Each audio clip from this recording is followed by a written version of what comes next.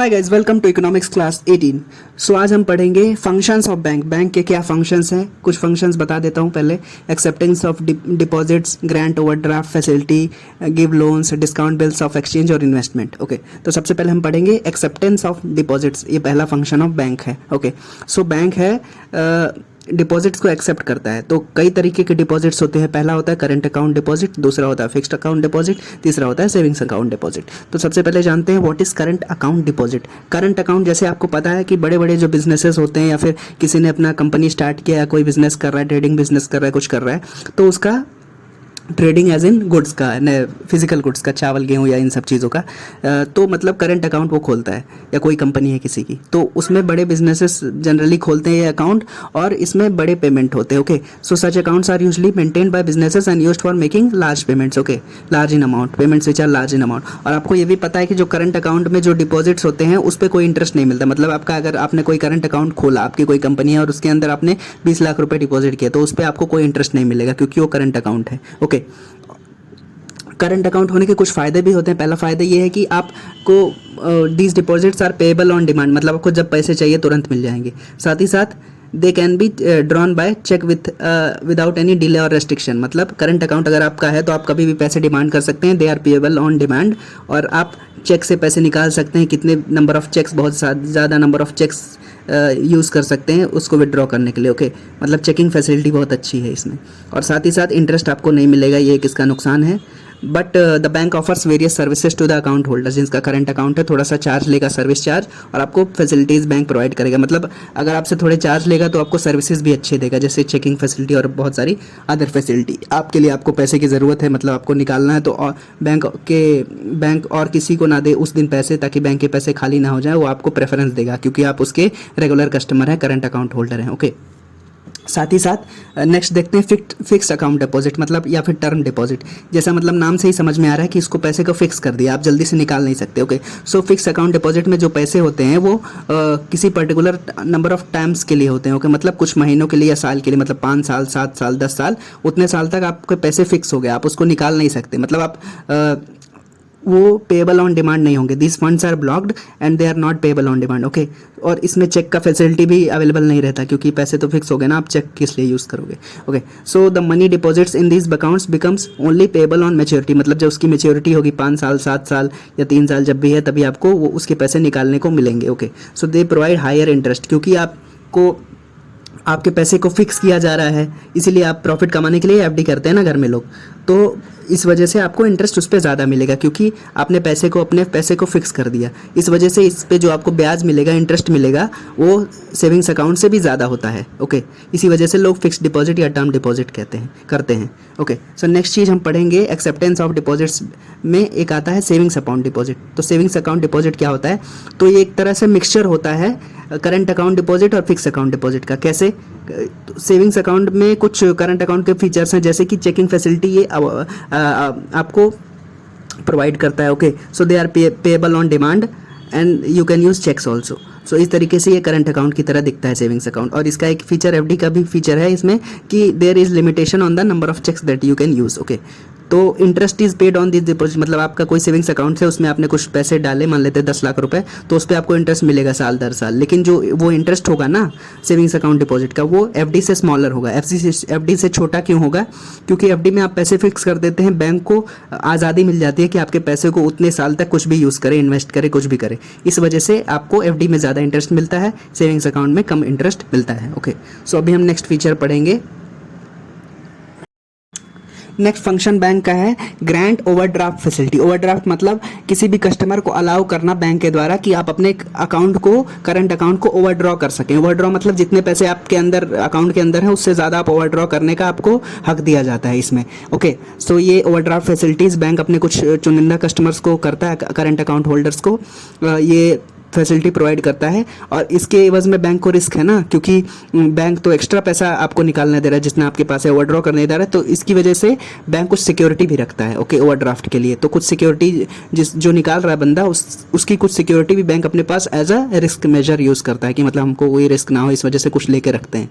तो वो क्या होते हैं? जनरली शेयर्स होते हैं, डिबेंचर्स होते हैं, या फिर लाइफ इंश्योरेंस पॉलिसीज़ होते हैं जो अकाउंट होल्डर है उसके, ताकि बैंक भी मतलब अपने रिलैक्स रहे कि मतलब इसने हमारा मतलब बैंक का अकाउंट ओवरड्रॉ किया, अपना अकाउंट ओवरड्रॉ किया, लेकिन हम उसके एवज में कुछ सिक्योरिटी रख रहे हैं। Okay, also the interest of interest is charge on the amount overdraw, मतलब जो आप अपना एक्स्ट्रा अमाउंट ओवरड्रॉ कर रहे हैं उस पर बैंक आपसे इंटरेस्ट लेगा। ओके, बट दैट इंटरेस्ट जो बैंक ब्याज लेगा आपसे ओवरड्रॉ करने पे, that will be interest will be less than cash credit. जो कैश क्रेडिट वाला एक लोन का फॉर्म होता है उससे ज़्यादा, मतलब उससे कम इंटरेस्ट लेगा बैंक आपसे। क्यों कम लेगा? क्योंकि इसमें risk is lower. Okay, so that's why the interest charge is less than that of cash credit. Next function हम जानते हैं बैंक का, वो है गिविंग लोन्स। तो ये आपको सबको पता है कि बैंक से आप लोन ले सकते हैं। तो इसमें 3 तरह के लोन होते हैं। पहला होता है कैश क्रेडिट, दूसरा होता है डिमांड लोन्स, तीसरा होता है शॉर्ट टर्म लोन्स। ओके, सो जैसे हमने पिछले क्लासेस में जाना कि बैंक है जो कुछ अपने डिपॉजिट्स जो पब्लिक से लेता है वो उसको अपने पास आइडल नहीं रखता, उसको आगे जगह पे क्या करते हैं, इन्वेस्ट करता है। कुछ रिजर्व अपने पास रखने के बाद में कुछ पैसे इन्वेस्ट करता है बैंक आगे, तो उसमें से बैंक लोन भी देता है, लोगों को इन्वेस्ट भी करता है। तो लोन का एक फॉर्म है कैश क्रेडिट। इसमें क्या करता है, बैंक अपने जो बोरोवर है जिसको वो लोन देना चाहता है उसका पहले क्रेडिट वर्दीनेस जान लेता है कि मतलब इसकी हैसियत कितनी है, हमें इसको कितना लोन देना चाहिए, इसको कितना ओवरड्रॉ कर देना चाहिए। So an eligible borrower is first sanction a credit up to a pre decided limit. पहले से ही डिसाइड कर लिया जाएगा कि इसको हम इतना एक्स्ट्रा पैसे दे सकते हैं, अकाउंट में से निकालने दे सकते हैं, और वो बोरोवर के वर्दीनेस पे डिपेंड करे, क्रेडिट वर्दीनेस पे डिपेंड करे। ओके, सो इसके साथ में तो बैंक को तो रिस्क हो गया ना कि इसको ज़्यादा ओवरड्रॉ करने दिया, तो इसके एवज में बैंक क्या करेगा, बोरोवर से कुछ स्टेटमेंट सबमिट करवाएगा, stock statement of assets showing evidence of ongoing trade and business. मतलब कैश क्रेडिट पे बैंक उसको लोन तो दे रहा है, ओवरड्रॉ करने तो दे रहा है, लेकिन साथ में बैंक उसके टाइम बट हर क्वार्टर में, हर क्वार्टरली या हाफ ईयरली बैंक उससे स्टेटमेंट लेता है कि आप दिखाइए हमको कि आपका ट्रेड चल रहा है, आपका बिजनेस अच्छा चल रहा है, आपका प्रोडक्शन अच्छा हो रहा है, ताकि बैंक को ये रहे कि हाँ ये प्रॉफिट में चल रहा है तो हमको भी कोई भी रिस्क नहीं है क्योंकि ओवरड्रॉ कर रहा है, क्योंकि प्रॉफिट में रहेगा तो हमारा पैसा चुका पाएगा। Okay, so that stock statement is acting as a legal document and that is kept with the bank, ताकि बैंक जान सके कि ये बंदा डिफॉल्ट तो नहीं करने वाला है क्या, हमारे पैसे लेके भाग तो नहीं जाएगा क्या। ओके, सो दूसरा मेथड है गिविंग लोन्स का, डिमांड लोन्स। तो जैसे नाम से ही समझ में आ रहा है demand loans, they are payable on demand, मतलब कभी भी चाहिए आके लेके जाओ। Okay, so they don't have any stated maturity. Okay, so entire amount is credited in lump sum, मतलब टुकड़ों में दे सकते हैं बोरोवर को बैंक द्वारा, या फिर एक शॉर्ट में दे सकते हैं। ओके, सो जनरली जो सिक्योरिटी ब्रोकर्स होते हैं जिनके पैसे नीड्स मतलब फ्लक्चुएट करते रहते हैं, आज इतने पैसे चाहिए, आज 2 लाख चाहिए, आज 20,000 चाहिए, तो उनको इस तरह के डिमांड लोन्स दिए जाते हैं, वो इस तरह के लोन्स लेना पसंद करते हैं। ओके, सो इसकी एवज में भी बैंक कुछ सिक्योरिटी रखता है, भाई हमको कुछ सिक्योरिटी तो चाहिए ना, तो bank the security that is taken by bank is personal assets और फाइनेंशियल एसेट्स। ओके, जैसे हमने पिछले उसमें देखा कि शेयर्स ले लो, लाइफ इंश्योरेंस पॉलिसी ले लो, कुछ और ले लो, ताकि बैंक को ऐसा रिलैक्सेशन रहे कि हाँ हमारा पैसा डूबेगा नहीं। Okay, so the next form of giving loans is short term loans. तो नाम से ही समझ में आ रहा है, दे आर पर्सनल लोन्स और loans to finance working capital, मतलब काम चलाने के लिए चाहिए, बिजनेस चलाने के लिए चाहिए, शॉर्ट टर्म्स के लिए चाहिए, और ये भी सिक्योर्ड लोन्स होते हैं। सिक्योर्ड लोन्स मतलब इसमें भी सिक्योरिटी प्रोवाइडेड रहती है बैंक्स को कि हाँ इसने बंदे ने कुछ अपनी सिक्योरिटी यहाँ पे जमा कर रखी है कि मतलब हमारा पैसा डूबेगा नहीं। Okay, so the money that is taken that will be paid in 1 shot और अ नंबर ऑफ शॉट्स। जैसे मतलब इसने लोन लिया है तो वापस पे करेगा एक सर्टेन अमाउंट ऑफ टाइम, एक पीरियड ऑफ टाइम पे। Okay, so this were the few things. Next चीज, नेक्स्ट फंक्शन हम बैंक का जानने वाले हैं, that is discounting bills of exchange. तो बिल ऑफ एक्सचेंज क्या होता है? So bill of exchange is a document acknowledging an amount of money owed in consideration of goods received. मतलब क्या, जैसे कि मान लेते हैं ए ने बी से कुछ सामान खरीदा, तो अब ए को बी को पैसा वापस देना है ना, मतलब बी ने ए को सामान बेचा, अब बी ए को कायदे से उसको पैसे देना चाहिए, लेकिन अगर ए पैसे नहीं दे पाता है तो उसे ए बी को एक बिल ऑफ एक्सचेंज दे देता है कि उसमें लिखा रहता है कि हाँ मैंने मतलब ए ने इससे बी से इतना सामान खरीदा और ए को बी को इतना पैसा देना चाहिए। ओके, और उस पर नीचे ए का साइन रहता है कि हाँ मुझे पैसा देना है, और वो document bill of exchange B को सौंप देता है कि हाँ ये देखो इस पर लिख रखा है, मेरा साइन भी है कि मैंने तुमसे इतना सामान ले रखा है। So that is a bill of exchange because that is showing that A owes certain amount to be, मतलब ए कर्जदार है बी का। ओके, सो अभी बी ए बी को पैसा तुरंत भी दे सकता है या फिर कुछ समय बाद भी दे सकता है, लेकिन अगर बी को तुरंत पैसे चाहिए तो बी क्या करेगा, तो he will give a bill of exchange to be stating the amount owed and time when the date has to be settle.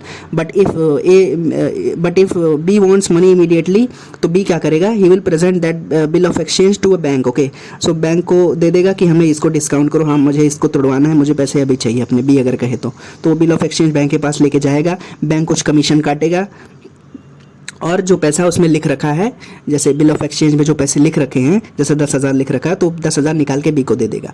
अभी जब मेच्योरिटी होगी उस बिल ऑफ एक्सचेंज की तो बैंक उतना पैसा ए से ले लेगा, मतलब ए का भी काम हो गया, बी का भी काम हो गया और साथ में बैंक को कमीशन भी मिल गया। तो वही है बिल ऑफ एक्सचेंज की, मतलब वो बताता है कि हाँ मैंने, मतलब किसी बंदे ने किसी बंदे से पैसे लिए हैं, वो बिल ऑफ एक्सचेंज एक डॉक्यूमेंट होता है कि हाँ कोई किसका इतना कर्जदार है। Okay, next function of bank हम जानेंगे इन्वेस्टमेंट ऑफ फंड। जैसे हमने जाना कि बैंक के पास जो पैसे होते हैं वो कुछ इन्वेस्ट भी करता है, कुछ लोन भी देता है।